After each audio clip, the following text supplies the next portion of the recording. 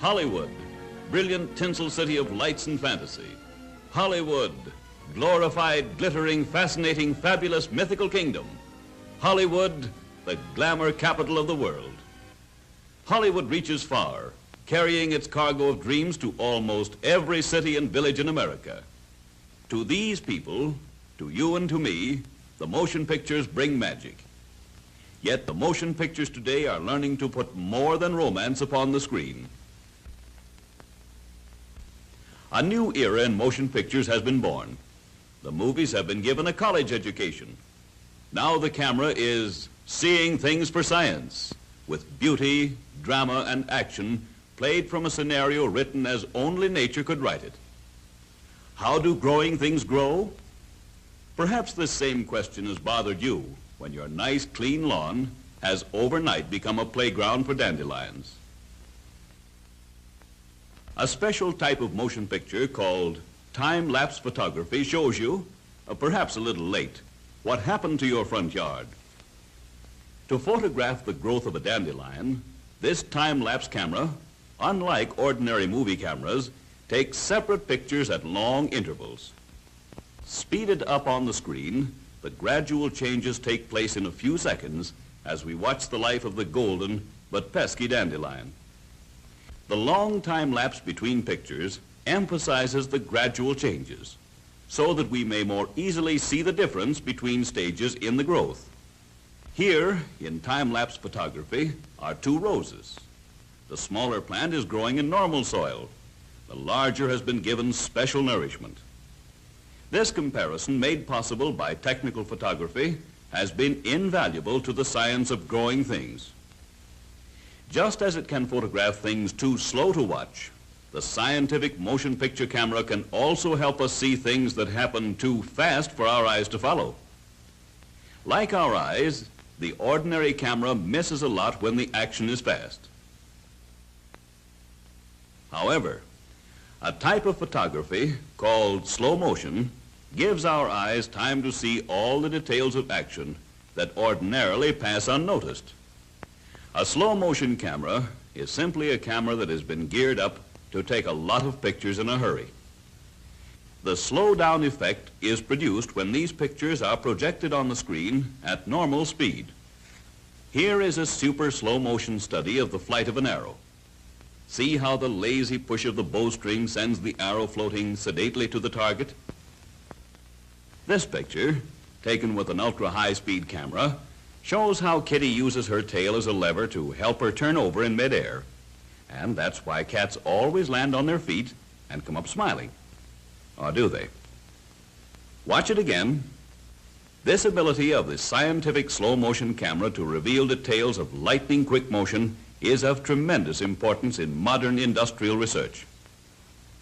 Scientists and engineers in industry have been quick to make use of this marvelous new tool. For example, studying the effects of bumps, jolts, and rough roads on the riding qualities of the automobile forms a branch of engineering all by itself.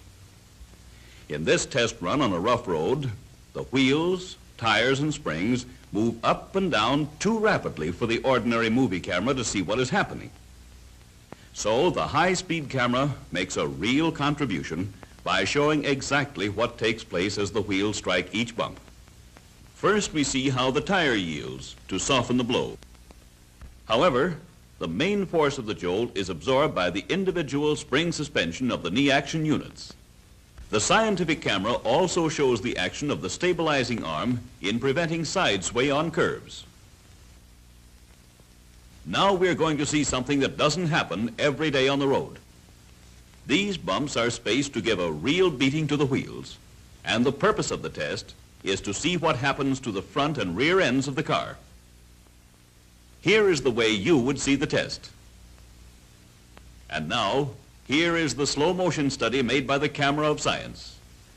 In such a picture, the engineers could see that the pitching motion had been balanced out so that the car rides on an even keel.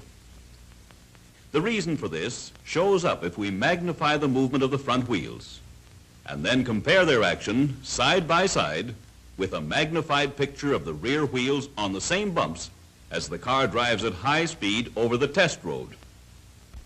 During the course of their college career, the movies have learned another startling trick.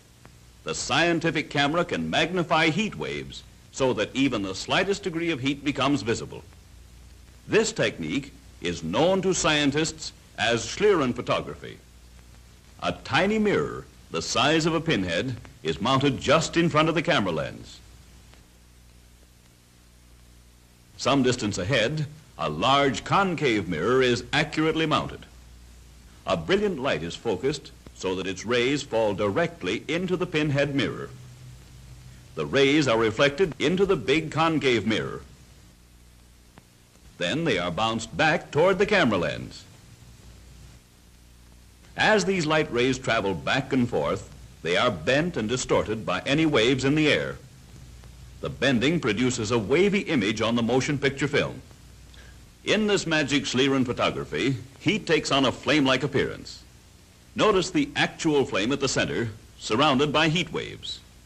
Rubbing two sticks together in Schlieren photography gives encouragement to Boy Scouts, Girl Scouts, and general out-of-doors people who feel that it is possible to start a fire that way. The violent rubbing or friction generates heat, and where there's enough heat, who knows? Someday there may be fire. The photography of heat has a very practical use in the perfection of modern hydraulic brakes. In an automobile brake, a great deal of heat is generated by friction each time the lining is forced against the drum to stop the wheel. Schlieren photography shows how cooling fins and ridges on the outside of the drum carry the heat away as rapidly as it is developed. In spite of its lofty college education and its practical engineering uses, the scientific camera has time for some amusing and human experiments. And here, for the first time on the screen, is the warmth of a handshake. On the other hand, there's the well-known fishy or charm to meet you clasp.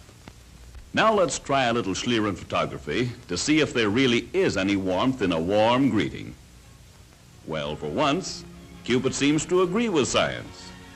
My, ain't science wonderful?